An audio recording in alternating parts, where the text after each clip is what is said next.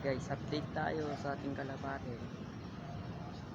Nakabalik na si Blue dahil napasama siya sa marami. Buti na nga lang nakabalik siya dahil tumukod siya nung kanina. Ayun na siya. Ayun siya guys, natago-tago po. Ayan. Tapos dito, tara tayo, papakita ko sa inyo kung saan siya napapunta.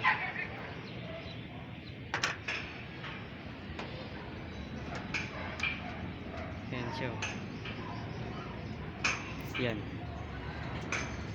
Yan, dyan na dyan. Ayan na, ayan na, ayan. Tapos dito may kalapati pang puti. Yan. Ay, ayun, napalipad na guys.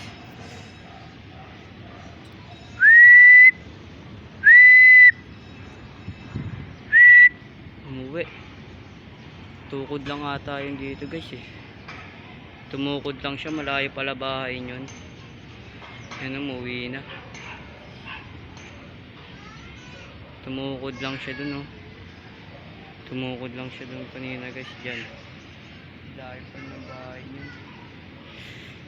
Tapos ayun dyan siya kanina, diba guys? Napunta siya dun sa ano, dun, oh. As yung siblo na yan, kung may magtatanong, bigay lang sa akin yan dun. Diyan galing yan, binigay lang sa akin.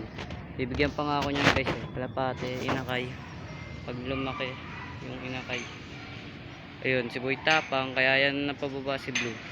Dahil kay Boy Tapang pinapitik ko siya gamit hawak-hawak ko, gamit yung kamay ko, hawak-hawak ko lang, pinapitik ko, nagaspas yung pakpak niya. Sa puti pa nga nakabalik eh. Yan. Ay, salamat. Dito na magtatapos ang ating vlog. Paki-like, share, subscribe, and pindutin ang notification bell sa baba. Goodbye.